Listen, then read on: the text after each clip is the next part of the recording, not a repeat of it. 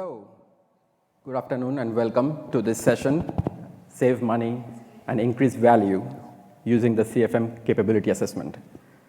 My name is Nilanjan Basu. I'm an AWS Cloud Economics Specialist based out of London. So I support my UK customers to help them improve their CFM capabilities and improve their FinOps maturity.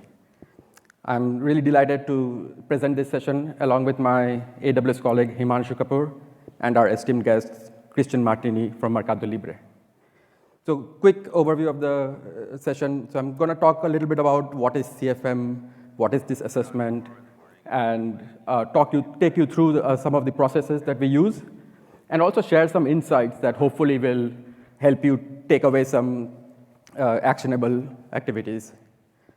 After that, we'll have Christian share the Mercado Libre story, and Himanshu will give you some best practices and actionable advice based on the insights we have found from the assessment results.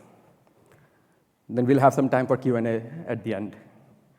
So more than 450 organizations across industries and geographies have already leveraged this assessment mechanism to drive cost efficiencies and increase value.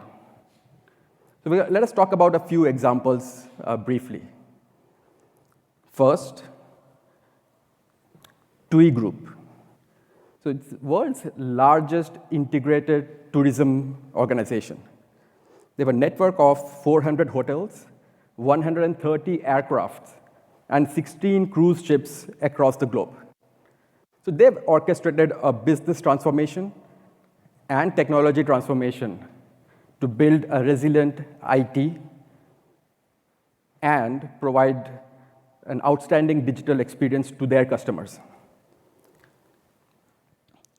So to quote Yasin Qureshi, their head of technology, the CFM Capability Assessment helped us prioritize initiatives, achieve our goals, and build a strong foundation for FinOps maturity, resulting in 28% reduction in costs and a 12x faster time to market. 28%. Now this is up from 15% in the previous year. And they've improved their cost visibility, they've got more insights, established KPI dashboards, they've centralized their management of reservations and savings plans, and many such initiatives throughout the year to get there. But the FinOps team is also enabling innovation at a faster rate. So they rolled out a dynamic accommodation feature in 3 months within budget and meeting SLAs. Such change used to take almost 36 months previously. And so they're developing a strong organization-wide FinOps community with regular training and active engagements. Next, Adevinta. It's an online classified specialist. They operate in 11 countries, and they develop the leading local brands. On average, they process 1.3 billion visits to their websites every month. Now, while a digital native company, they have a mature FinOps, but they have complexities in their organization. They are growing rapidly with a lot of acquisitions, and that leads to heterogeneous cloud adoption and different maturity in different parts of the organization. So Javier Gavilan, their head of cloud governance, and Ferran Grau, their head of FinOps, they leveraged the CFMCA, and this is what I had to say. The capability assessment helped us to benchmark the practices implemented by the FinOps team. We will use this to calibrate, standardize, and improve FinOps across our recently acquired companies, and aim to capture 10% additional cost savings overall through new initiatives. Now, they've already achieved 33% this year. They're leveraging a very robust commitment-based purchasing strategies. They got 5 times faster time to insights on their cost and usage reports. And they are also aiming to get FinOps maturity at the edge of the organization on all the new acquisitions they're doing. So TUI, Adevinta, and many others are using this assessment as a mechanism to improve, and have so many examples I could have shared given the time. But you will hear from Mercado Libre in a bit to get a bit more detailed understanding of that. So before I jump into the assessment itself, let's take a quick refresher of what I'm talking about. CFM, or Cloud Financial Management. It's also called Cloud FinOps, if you're familiar with that name. So it's a cultural practice that enables organizations to get maximum business value by helping their engineering teams, finance teams, technology, all of them coming together to collaborate on data-driven spending decisions. Now, within AWS, we use a simple framework to group the capabilities into 4 key pillars. We call them see, save, plan, and run. So this provides a simple structure to organize and group your activities in these pillars. These are not independent pillars. They are intersecting, overlapping, supporting each other to continuously evolve your FinOps maturity.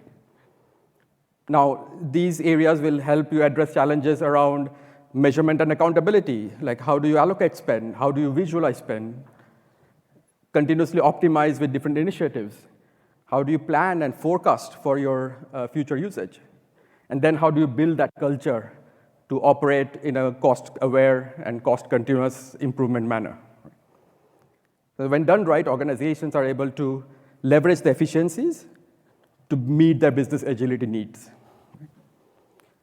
So we have a lot of best practices we share and a lot of awareness on that, but still there is a problem a lot of organizations face. And that's captured in this quote.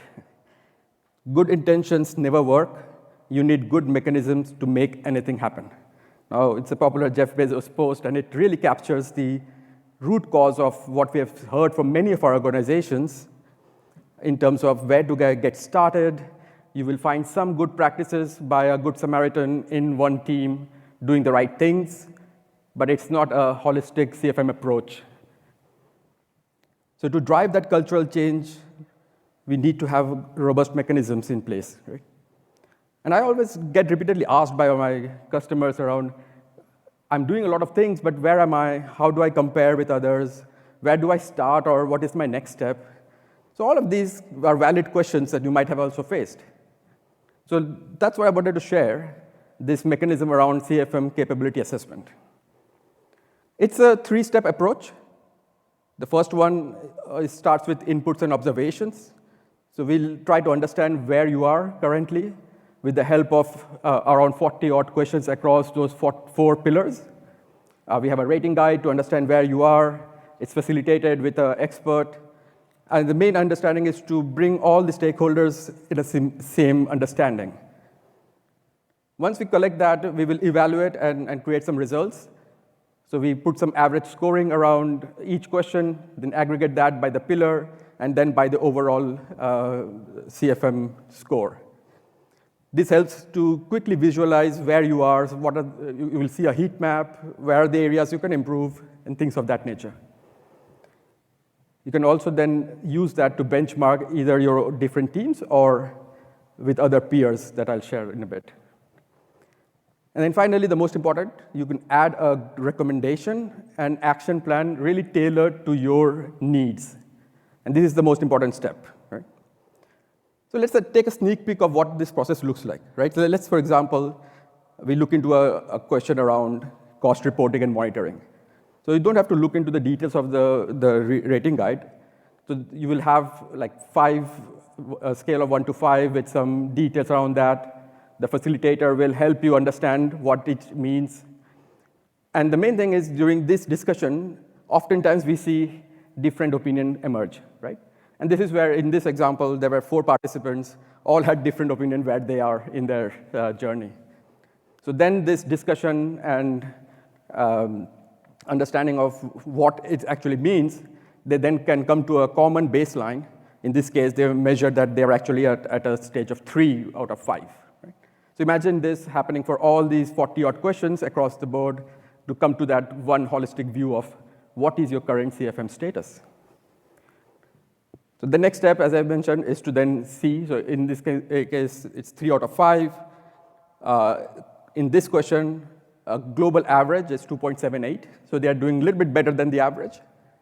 And the top performers are scoring at 4.13. So that's kind of the aim, to get into a much higher score eventually. So this gives you also some understanding of where you are, how much can you improve, and things like that. And finally, the main part is to build that recommendation. In this case, we identified maybe there are 2 recommended actions that we can take. Let's look at the cost intelligence dashboard, for example, and set up a workshop.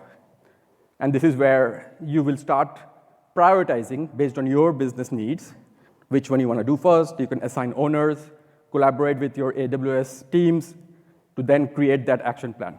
Right? So just aggregate this, visualize this for all 40-odd questions, and then you get a good set of actions that you can do and build your roadmap for the next 3, 6, even over a year. Right?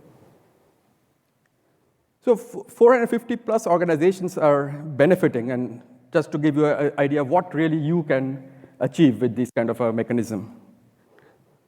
First is you're able to visualize, identify, and then deploy the right initiatives. Right? You will see a red, amber, green sort of heat map and understand quickly this is some area that I should invest in. The idea is to continuously be efficient and create more cost savings. The second is prioritize.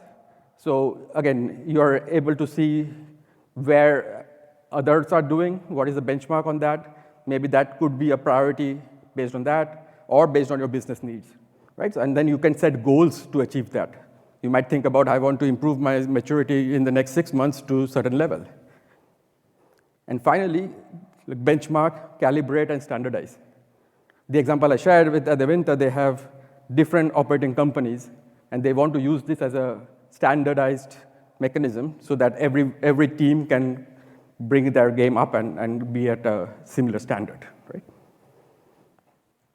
So I shared some of the customer examples. Now, in the next few minutes, I just want to share some more data around that. So we looked into analyzing some of the completed assessments and wanted to share some results from there. So as an overview,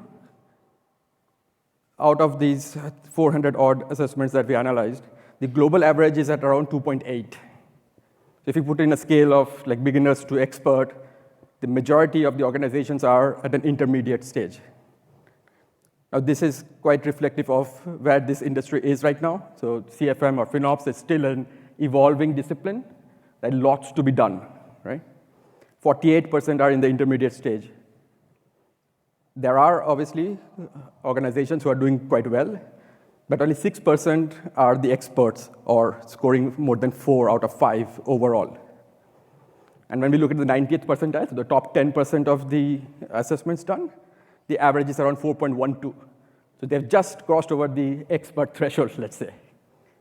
Right? So it's still evolving, but let's see what we can do about the top performers and what they are doing differently. So we dug a little bit deeper and tried to compare some of a sample size of the top performing organizations and some of the low performing organizations. And we found that obviously the top performers are able to, or the high maturity ones are able to drive more efficiencies and deliver more business value. Now we took two examples. The first one is we looked at how are they using their Amazon S3 storage. So the high maturity organizations, they are using 18% more than the low maturity ones in optimized storage, meaning between your intelligent tiering and all of that stuff compared to standard storage. So they're able to match the right storage class to the right data object for their optimized usage. The next, we also looked at what is the adoption of managed data solutions in there. So again, the high maturity organizations, they are using 22% of their overall spend in managed data solutions versus only 13% for low maturity ones.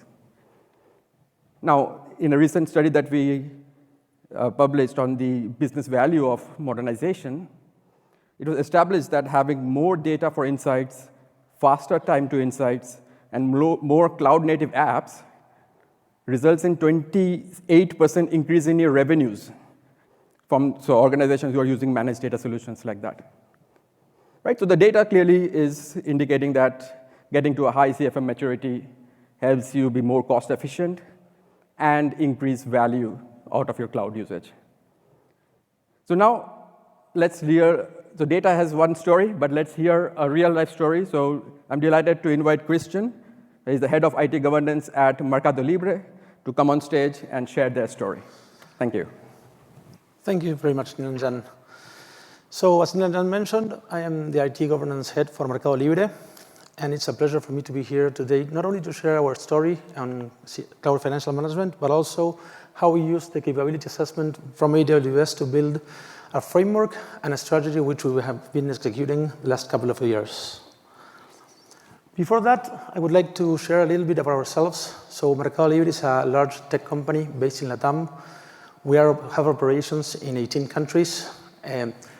We also have grown from a very small startup in a garage in underground into having 55,000 employees, out of which 14,000 are developers, which work on a daily basis to bring the best experience to our users, not only in the e-commerce industry, but also in the fintech or financial services industries, in which we have Mercado Pago, our largest product. We have Mercado Libre for the e-commerce, and the latest addition has been Mercado Envíos, which is probably a tech-based logistic networks, the most sophisticated, and we have built it in only 5 years across LATAM. Now, as you can imagine, all these products and services we have are based on 25,000 microservices, which use roughly around 200 services of our cloud providers to render and build this experience to our customers. And this is no easy task. So we have 20 million requests per second and almost 3 billion lines of billing information we ingest on a monthly basis. Now, we have not always been this big. We started, as I mentioned, as a startup, and we used to have a monolith, which there are certain key dates I want to share with you before moving on with the presentation, which are in 2008, we decided to move into the microservice architecture, which I mentioned earlier. And by 2015, we were already acknowledging that we needed to increase our speed, our time to market. So we decided to move into public clouds. Now, by the time, I think the best decision we took, it was not only to move into public clouds, but also to build our own platform as a service, which for key benefits we acknowledge we have gained along this time. Number one, we have a more seamless experience in our developer base. Number two, we reuse components, so we only develop once, and all of our developers can access that component and reuse it. It also reduces complexity, meaning that developers only focus on delivering on the product they have or the challenge they need to solve. But for this session in particular, the fourth element is, I think, the most important, which is it was the best place for us to introduce all the optimizations into our usage without our development teams even noticing. But before moving forward, let me share with you also. And let's stop there for a second. We will review the tools afterwards. How we used the AWS Capability Assessment to build on a framework and a strategy which we have been executing since 2019, 2020.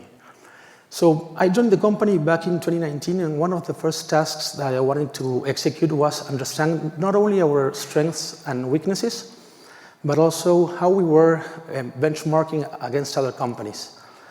It took a while. Our AWS team helped us really a lot in this sense. But by 2021, when the first AWS Capability Assessment was available, we decided to execute it. And it was really interesting because it showed us that we were lacking behind, for instance, in our tagging strategy, because it was completely designed to keep our uptime as high as possible. And also, it made us realize that having Fury, we could not waste that opportunity of introducing all those algorithms and tools directly within it. So we came up with this framework, which is very well summarized in this slide. And of course, this is a work in progress. the more we continue to mature, the more we realize that each of the layers are capabilities that we need to develop before even thinking about having a product delivered to our stakeholders internally. So for instance, one of the things that we were struggling back in 2021 was having the correct visibility, because most information from the building was coming within the same pipelines as we had all the operational metrics. So we decided to decouple that, and we built specific pipelines for that. Based on that, we then started thinking about maybe a better price negotiation or how to allocate costs for shared resources. So we needed, then we built this layer, and we started thinking about how to deliver on those products.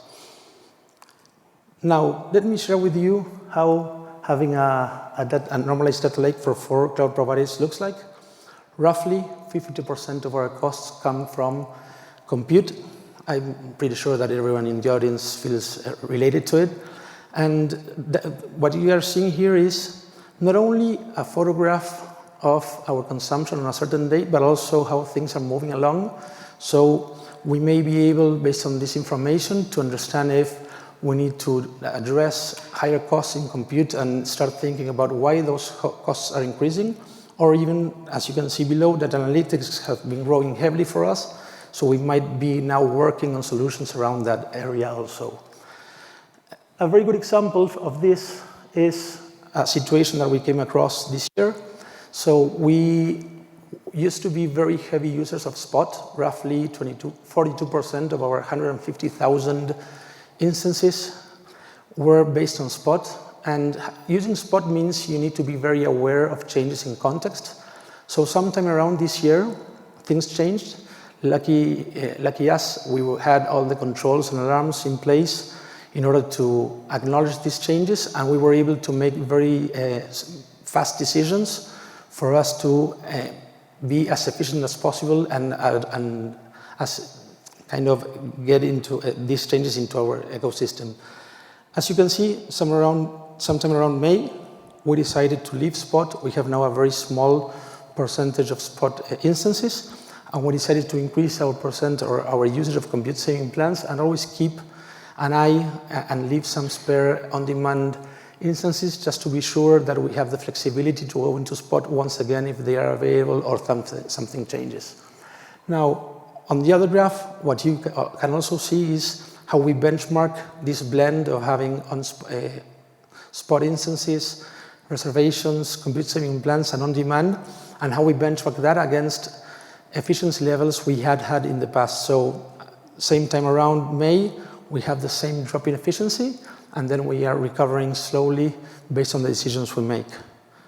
Now, we also track what this means for us in terms of budget. So each of those efficiency levels and each, let's say, each blend that we decide upon has an impact in our cash flow, which means having this information for us was also built also a better opportunity to have richer conversations with our teams. So it's the CFO team, planning, finance, and also which was the impact we were hoping to have for that fiscal year. Now, remember I told you about the tools and Fury and how we decided based on our knowledge of and our usage of compute.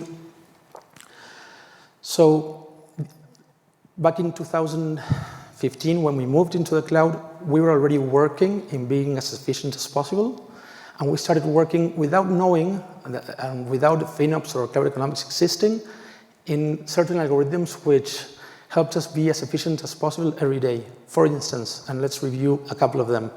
The minimizer, it's an algorithm which uses machine learning to forecast on traffic and then adjusts the amount of instances for the traffic ahead. So either it upscales or downscales on the instances automatically, and then you don't need the warm-up times you have with the ASGs. Right sizer is self-explanatory. Memorizer, it's a right sizer for memory, which we're still trying out with very good results.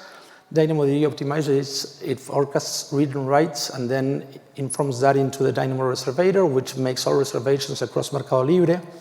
Saving Path Optimizer, Easy2 Reservator, basically they make recommendations for us to make reservations, and probably the algorithm which was the best performing and the one had the major impact for us, it is Spotifyzer, which I'm pretty sure that you can find nowadays very similar algorithms in the marketplace, but it uses machine learning to forecast how deep pool Rs for each availability zone, for each instance type, for each family, in each region we use, and then informs Fury in order to make that information, or as an input, it uses as an input, and then Fury deploys using that information.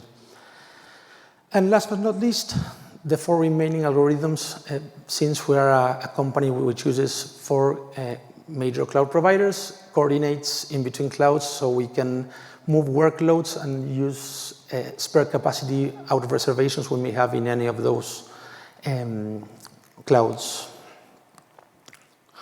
Now, this is how our fleet moves.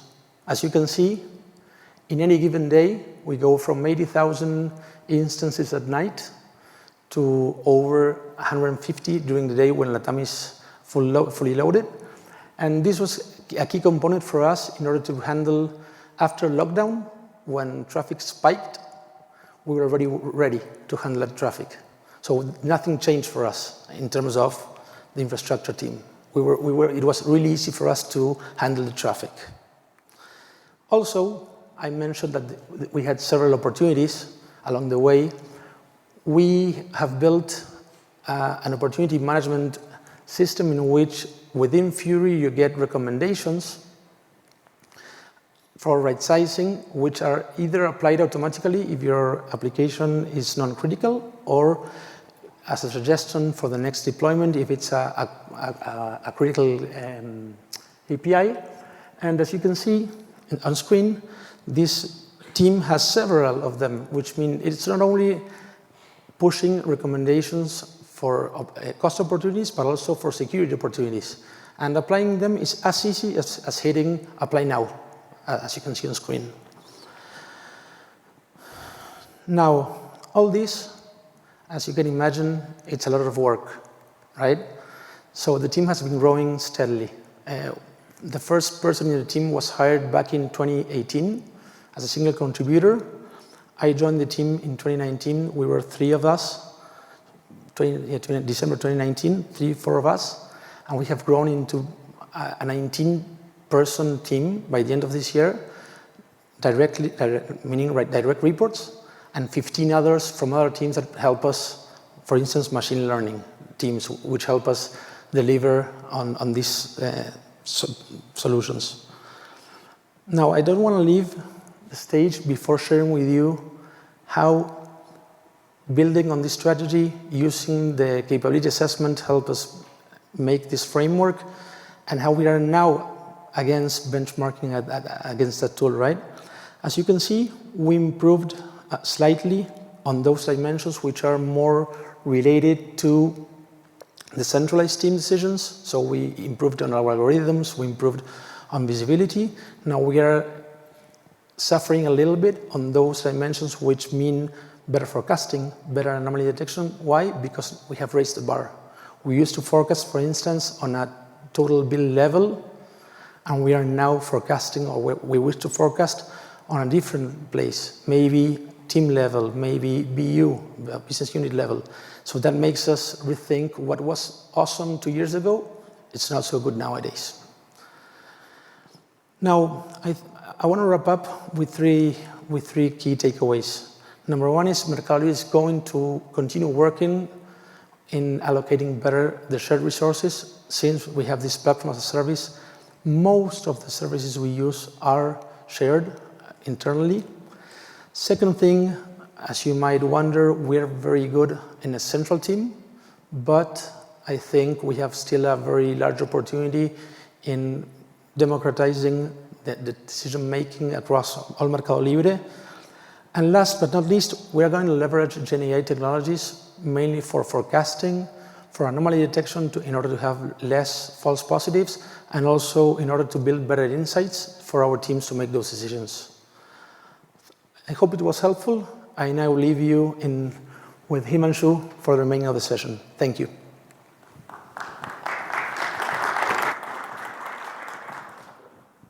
Thank you, Christian. Hi, everyone. My name is Himanshu Kapoor. I am a cloud financial management specialist within our cloud economics team, supporting enterprise customers in North America region. I've been with Amazon for 2 years. So far, we've looked at the AWS CFM framework. We've looked at the CFM Capability Assessment. And we also heard from Mercado Libre how they leveraged the Capability Assessment to identify areas of improvement to act upon, improve their CFM maturity, and save on their cloud costs. In this section, we will cover 2 things. First, how you can get started on your own by building some foundational CFM capabilities. And then we'll take a look at an example on how you can build on those capabilities to develop a roadmap to meet specific business objectives. We can group CFM capabilities by foundational, operational, and strategic. Foundational capabilities are the fundamental components that are essential CFM building blocks. Operational, focusing on continuous improvement of ongoing CFM processes, and strategic, focusing on deriving business value from CFM.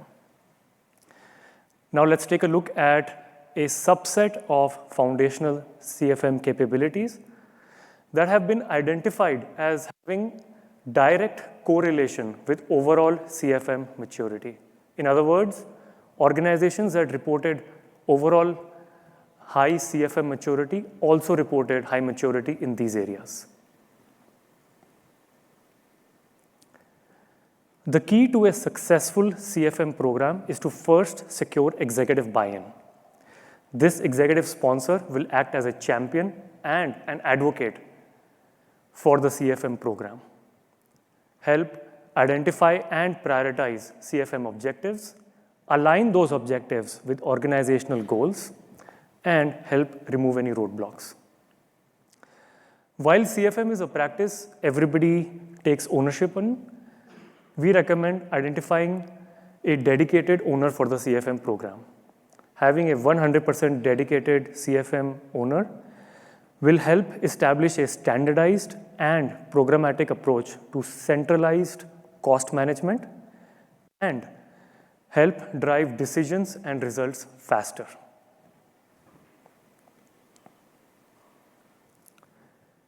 Establishing cross-functional relationships and partnerships is important. Identifying key stakeholders across business, technology, and finance, and improving their cost awareness through reporting and dashboarding, education, and sharing success stories. The key will be to meet regularly and frequently. Discussion points can include past versus historical spend trends, actuals versus forecasted. What is it that could potentially increase your AWS spend, such as new migrations, new applications being developed, net new cloud native in AWS. Also, anything that could potentially reduce your AWS spend through cost optimizations. As their understanding of cross-functional impact gets better, they will be better aligned with CFM objectives. They will better understand the relationship between AWS spend and business objectives. And over time, they begin speaking the similar language, if not the same, when it comes to cloud costs. And most importantly, you build trust among cross-functional stakeholders.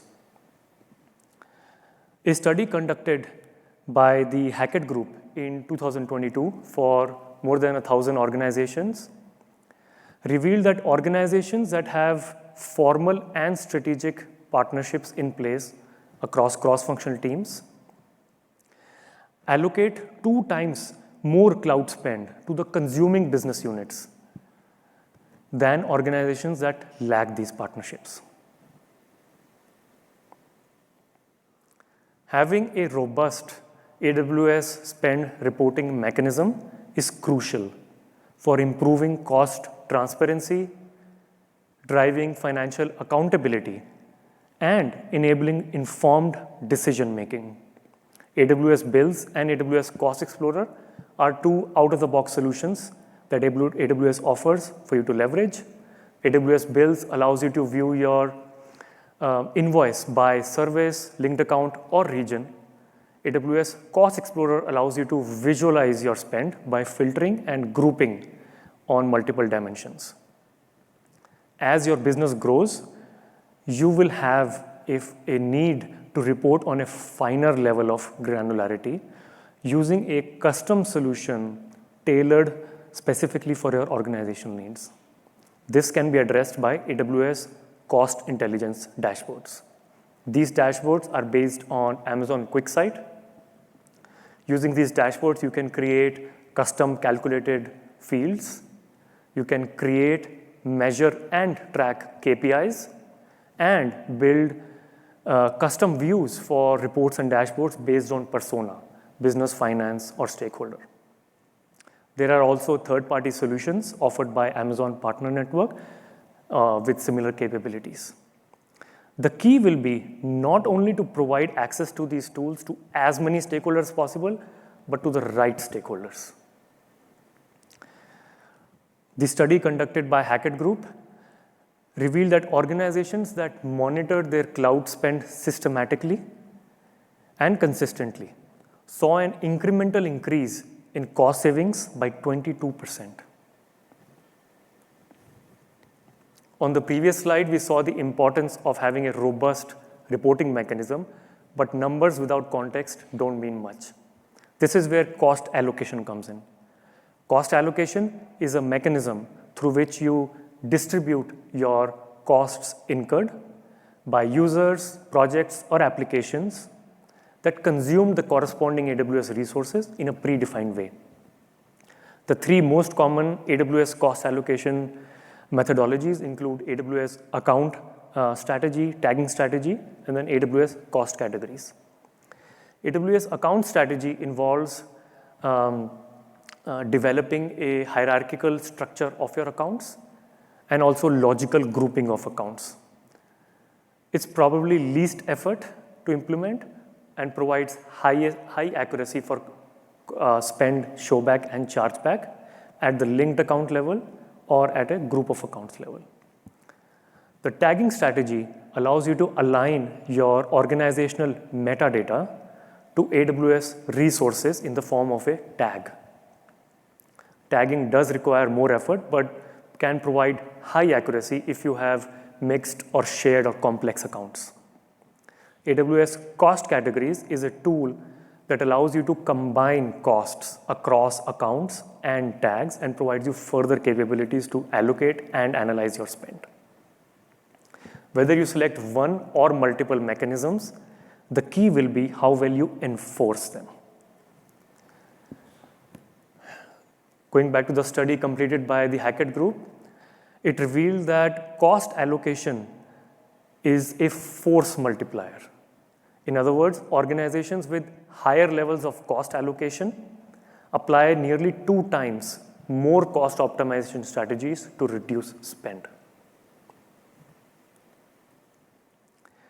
AWS offers multiple pricing models for you to pay for your AWS resources that best meets your organizational needs.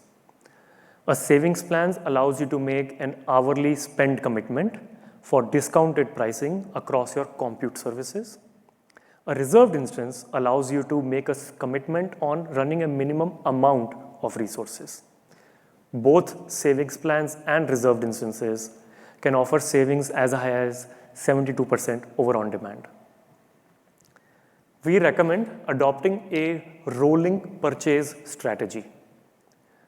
Start by making smaller commitments, evaluate your requirements, analyze your utilization data, and then gradually purchase additional commitments every month or quarter. We recommend a coverage rate of 70 to 90% using savings plans and reserved instances. As we've come to learn, that's the sweet spot to be in from our successfully optimized customers. The study completed by Hackett Group revealed that organizations that subject at least 65% of their spend to efficient pricing models such as savings plans and reserved instances see an average improvement in incremental savings by 35%.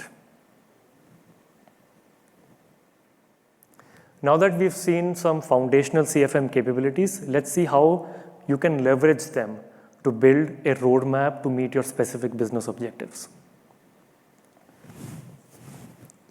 Here's an example, being able to forecast your cloud spend with higher accuracy, right? A fairly typical scenario that many of our customers face. Typically, you want to start with a lightweight mechanism such as a trend-based methodology, which is basically extrapolating your historical spend to predict your future spend. Then you want to establish cross-functional partnerships across business, finance, and technology. You want to improve visibility of your key stakeholders into cloud spend through reporting, dashboarding, education. And you want to establish a regular cadence for them to meet regularly and frequently, again, discussing actuals versus forecasted, anything that could increase your AWS spend, anything that could decrease your AWS spend, and how you need to adjust your forecasting numbers accordingly. You may want to develop a different methodology for different types of workloads as you're getting started. For example, a workload that is steady state, a trend-based methodology may be best suited. For any workloads that are being migrated into AWS, you may want to leverage AWS Migration Evaluator or engage Cloud Economics team. Any workloads being built cloud native in AWS, you can leverage the publicly accessible AWS pricing calculator. Any workloads that have any seasonality, you may want to develop a forecast for peak season and then a forecast for off season. And then for short-term POC type of projects, you may want to develop a t-shirt sizing model, small, medium, large, based on number of instances, amount of storage. Then you want to mature anything that's not following a trend-based forecasting into a demand driver-based forecasting, which is essentially identifying your key business drivers and working backwards to calculate AWS spend per business driver. For example, AWS spend per transaction, AWS spend per claim processed, AWS spend per payment processed. When you have that, through your partnerships across cross-functional teams, you can exchange information. For example, we know the AWS spend per transaction, marry that up with expected number of transactions over the next quarter, you have a better way to forecast. Then you want to combine trend-based forecasts and demand driver-based forecasts to roll them up into an overall AWS forecast model. And then continuous improvement on lessons learned, fine-tuning your processes, and bringing in new key stakeholders and their processes. These steps together can form a comprehensive strategy to enhance your forecasting processes. The best time to start your CFM journey is today. Leverage AWS Cloud Financial Management Framework as is, or tailor it to meet your specific business needs. Implement your foundational CFM capabilities first. That will set up your organization for long-term success when it comes to managing cloud expenditure. Continue the momentum, experiment, and iterate on your foundational CFM capabilities to meet your specific business objectives. Leverage the CFM Capability Assessment to help you build a CFM roadmap. Engage your account manager to learn more. You can find helpful resources, additional information, blogs, customer success stories on AWS's Cloud Financial Management webpage. We would encourage you to attend the demo of the capability assessment later today at the Venetian. Happy to answer any questions stage side. And thanks so much for joining us today. And please remember to take the survey in the app. Thanks so much. Appreciate it.